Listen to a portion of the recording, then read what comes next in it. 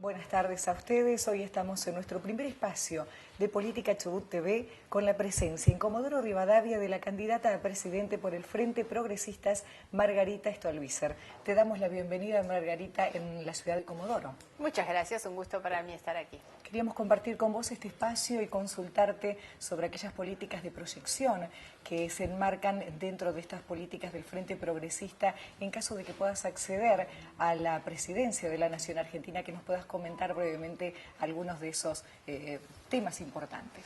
Bueno, felicitaciones por supuesto por el espacio, por la inauguración de este espacio y muchísimas gracias. Nosotros venimos planteando desde hace tiempo que es necesario pensar a la Argentina a través de un modelo de desarrollo económico, pero fundamentalmente productivo y humano, que permita a todas las personas en igualdad de condiciones alcanzar a través de un Estado fuerte, con capacidad, los bienes y servicios que necesita para vivir con dignidad. Y los dos ejes sobre los que nosotros estructuramos este modelo y la búsqueda de la igualdad como horizonte son la educación y el trabajo. Pero ¿qué es lo que nos ha ocurrido en los últimos años en un país como el nuestro, que tiene tantas capacidades para poder realmente desarrollar? Bueno, es que no ha habido una atención, y no digo que no haya habido recursos. La educación ha tenido muchos recursos destinados y sin embargo los resultados han sido muy malos, porque no hemos discutido sobre cómo mejorar la calidad de nuestro sistema educativo. Entonces hemos perdido posiciones, los jóvenes que rinden exámenes no aprueban los exámenes a los que se los someten, y hoy tenemos algunas cifras que son realmente alarmantes. Solo el 44% de los que empiezan la escuela la termina, y la mitad de esos que terminan la escuela lo hace sin comprender lo que está leyendo. Entonces es importante entender que necesitamos cambiar los contenidos de la educación y también los métodos de la enseñanza para brindarle al joven, sobre todo en la etapa de su escuela secundaria, las herramientas que le permitan salir al mundo del trabajo con competencias, con calificación para ir a un trabajo formal, y también la posibilidad de ingresar a la universidad para poder seguir dentro del espacio educativo, e integrando también las universidades, la ciencia, la técnica, la innovación en ese proyecto de desarrollo, con profesionales que acompañen lo que la Argentina puede y lo que la Argentina necesita.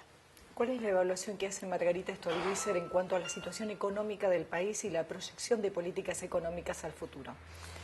Es imposible hacer un análisis de situación económica hoy si nosotros no miramos lo que pasó en estos 12 años. Lo cierto es que en estos años la Argentina creció a tasas extraordinarias. Quienes gobernaron lo hicieron manejando mayorías absolutas en las cámaras del Congreso. Digo esto porque eso les hubiera permitido llevar adelante algunas reformas estructurales que no se hicieron. Y sin embargo, ¿qué es lo que nos están dejando? Un país que, pese a la abundancia que ha tenido durante todos estos años, hoy tiene 12 millones de personas pobres, la mitad de la fuerza laboral en condiciones de precariedad, 25% de inflación. Somos el único país, salvo Venezuela, Siria y Sudán, que tienen una inflación tan alta. Y esta es la condena tanto a los asalariados, medios y bajos, como a los cuentapropistas. La inflación es un castigo, un impuesto que nadie votó, y realmente es lo que afecta hoy seriamente nuestras posibilidades y nuestra economía. Pero también el deterioro de nuestras instituciones, la falta de previsibilidad. Alguien que va a invertir, que va a poner su capital mucho o poco en un emprendimiento, necesita saber que no les cambian las reglas de juego, necesita saber que tiene mercados donde vender lo que produce. Nosotros planteamos la necesidad de una reforma al sistema impositivo para que tengamos menos impuestos más eficientemente cobrados, pero también para que la presión impositiva no vaya sobre el que produce y sobre el que consume, sino sobre el que especula. Es increíble que en la Argentina los que especulan con la plata puesta en plazos fijos, en alquileres, no paguen impuestos. Y me parece que también vale la pena recordar que la propia presidenta de la Nación nos contó hace poquito en su declaración jurada que en un año había ganado 14 millones de pesos y, como era de plazo fijo, no pagó impuestos. En un país donde todos los trabajadores pagan impuestos a las ganancias sobre todo. Entonces hay que modificar ese sistema, hay que ir a algo más equitativo, más justo, que nos permita después también darle más justicia a la distribución de la riqueza. Primero hay que hacer más justa la contribución de la masa de recursos y después hacer más justa la forma de la distribución. En materia de seguridad, ¿cuáles serían aquellas propuestas? para hablar de seguridad nosotros necesitaríamos muchos programas de mucho tiempo, porque justamente el error está en creer que un tema tan complejo, tan pero tan complejo, se resuelve con 2 o 3 medidas. Y ese es el error, es de los gobernantes que dicen, bueno, nombramos policías, aumentamos las penas, llenamos las cárceles de gente, eso no resuelve nada. Eso es lo que hicieron durante todos estos años y lo que tenemos como resultado es más inseguridad, más violencia, más delito, delincuentes más peligrosos. Evidentemente esas fórmulas fracasaron. Y lo que nosotros creemos es que hay que empezar a mirar mucho más a las víctimas de los delitos y no a los delincuentes, porque si no siempre tenemos un Estado que va por detrás de los acontecimientos. Si miramos a la víctima, el trabajo que hay que hacer, ¿cuál es? Prevenir para evitar que el delito ocurra. Cuando el delito ocurrió, la situación es irreparable. A la víctima no le podemos volver al estado anterior, en ningún caso, ni cuando la desapoderan de algo, ni tampoco si matan a alguien, por ejemplo, dentro de su familia. Entonces hay que tratar que el delito no ocurra. ¿Cuáles son las cosas que se deben hacer? Bueno, hoy disminuir drásticamente el problema de la droga. Y la droga se aborda desde 2 ángulos. Por un lado es atacando la oferta. ¿Quiénes son los que ofrecen? Los narcotraficantes. Lo cierto es que en este país los narcotraficantes vienen, traen plata del exterior, compran propiedades, hacen lo que quieren por las terribles complicidades que hay en este país con el mundo del narcotráfico. Entonces hay que atacar eso, desde luego que hay que utilizar la tecnología, mejorar las fronteras, pero si no eliminamos la complicidad que hay hoy en nuestros puertos y aeropuertos, no resolvemos el problema de la violencia generada por la droga. También somos un país que tiene 2 leyes de blanqueo de capitales, y esto es lo que permite que traigan la plata sin preguntarle el origen. Entonces hay que atacar la economía del delito también, evitar que los delincuentes tengan cuevas donde poner el resultado, el producto, las ganancias de sus delitos. Y respecto a la droga, el otro abordaje es hacia la demanda. ¿Quiénes son los que demandan? Bueno, hoy mayoritariamente jóvenes, adictos, se ha reducido mucho el número de la edad en que ingresan en el mundo de la droga y de la adicción, aun cuando hemos recibido en los últimos tiempos también muchas denuncias de gremios, de sindicatos, de empresarios, que empiezan a advertir el consumo de droga también dentro de los sectores de trabajadores.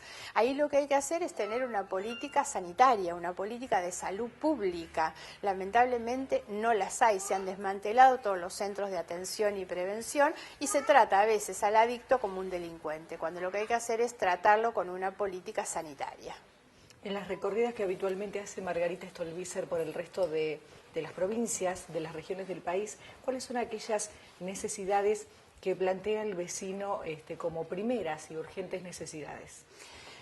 En realidad la pregunta anterior, cuando se hablaba del tema de la seguridad, nosotros vemos siempre que esta es la cuestión más recurrente. La gente permanentemente nos habla de seguridad, de seguridad. Ahora, ahí es donde yo creo que nosotros tenemos que abrir un poco la cabeza y la demanda de seguridad, ¿por qué está al tope de las prioridades? No es que la gente nos esté pidiendo más policías. Eso, digamos que puede ser un elemento, pero cuando la gente reclama tanto seguridad, lo que quiere es tranquilidad, es certeza, es una perspectiva de futuro.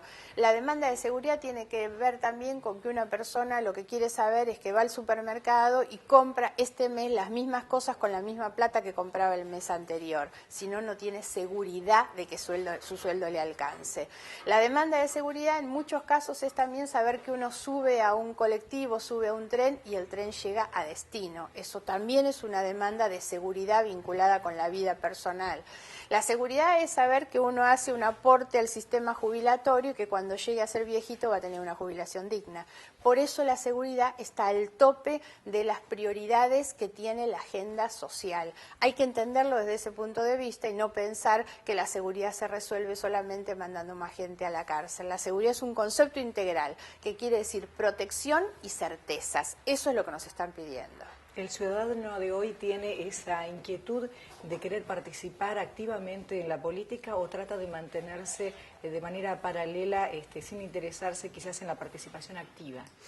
Nosotros creemos que sería necesario una mayor participación, un mayor involucramiento, porque sin ninguna duda que mejora la política si hay más cantidad de gente que está, que nos exige, que nos mira, porque también es importante que los políticos, quienes accedemos a cargos públicos, no creamos que somos los dueños de los lugares a los que accedemos. Estamos en esos lugares en representación de las personas que nos votan. Entonces es muy importante también que la gente no solo se involucre para participar de manera directa, sino para pedirnos rendición de cuentas. Es necesario que quien accede a un cargo público rinda permanentemente cuentas de su gestión, y ahí tiene que haber una sociedad que nos esté reclamando. Por último, ¿cuál sería el mensaje de Margarita Stolbizer para Comodoro, pero especialmente, ampliamente para la provincia del Chubut?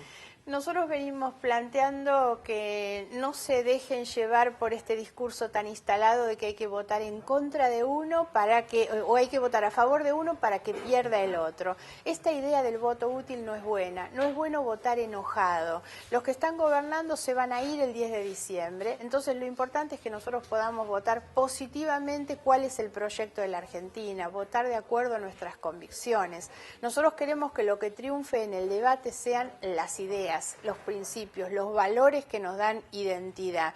Y en ese sentido lo que yo le pido a todos es que cuando vaya a votar no vote pensando en mí, sino que vote pensando en vos, en tus sueños, en tus hijos, en tus padres, en tus amigos, en tu patria. Votá pensando en vos.